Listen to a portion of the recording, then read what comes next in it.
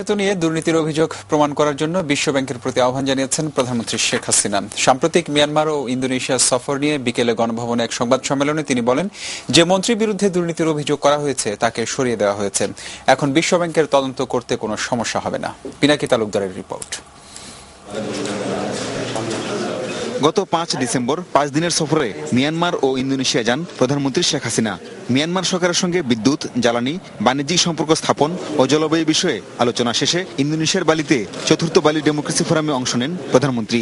শুক্রবার দেশে ফিরে শনিবার গণভবনে সংবাদ সম্মেলনে বক্তব্য রাখেন। পদ্মা সেতুর দুর্নীতি নিয়ে এক প্রশ্নের জবাবে প্রধানমন্ত্রী বলেন, বিশ্ব ব্যাংক পদ্মা সেতুর ব্যাপারে কোনো টাকা ছাড় করেনি, তাই এই সেতুতে কিভাবে দুর্নীতি হলো তা বের করার জন্য বিশ্ব ব্যাংকের প্রতি আহ্বান জানাই। বিশ্বব্যাংক বলছে দুর্নীতির কথা, তাদেরকে প্রমাণ করতে হবে। অবশ্যই তাদেরকে প্রমাণ করতে হবে কোথায় দুর্নীতি হয়েছে, কি দুর্নীতি হয়েছে, কত টাকা দুর্নীতি হয়েছে। মন্ত্রীকে সরিয়েছে, এখন তো আরো ভালো হয়েছে। আগে হয়তো বলতো যে মন্ত্রী আছে এই জন্য ওনারা তদন্ত করতে পারছেন না বা জানতে পারছেন না, এখন মন্ত্রীকে সরিয়ে দিয়েছে, এখন আরো ভালোভাবে তদন্ত করুক, প্রমাণ করুক।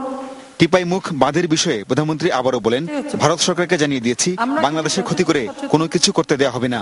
এখানে বাংলাদেশের ক্ষতি হোক এ ধরনের কোনো কাজ অবশ্যই আমরা করতে দেবো না, আমরা এটা চাই না। এটা ভারত সরকারকে আমরা স্পষ্ট জানিয়ে দিয়েছি এবং বিরোধী দলের নেত্রী চিঠিও লিখেছেন ভারতের প্রধানমন্ত্রীকে, উনি উত্তরও পেয়েছেন। কিন্তু আমরা যদি একটু জানতে পারতাম যে উনি কি চিঠি লিখলেন, বিষয়বস্তুটা কি ছিল ওর মধ্যে, আর উত্তরটা কি পেলেন, আমি জানি আপনারা তো পেয়েছেন বোধহয় না চিঠির কপি, কেন এত গোপন? ঢাকা সিটি কর্পোরেশন বিভক্তির বিষয়ে প্রধানমন্ত্রী বলেন, একটি মহল ঢাকাবাসীকে উস্কানোর জন্য বিরোধিতা করছে। এই বিভক্তির কারণে কার কি ক্ষতি হয়েছে তাও জানতে চান শেখ হাসিনা। ভাগটা কিন্তু ঢাকা ভাগ না, সিটি কর্পোরেশন ভাগ করা হয়েছে।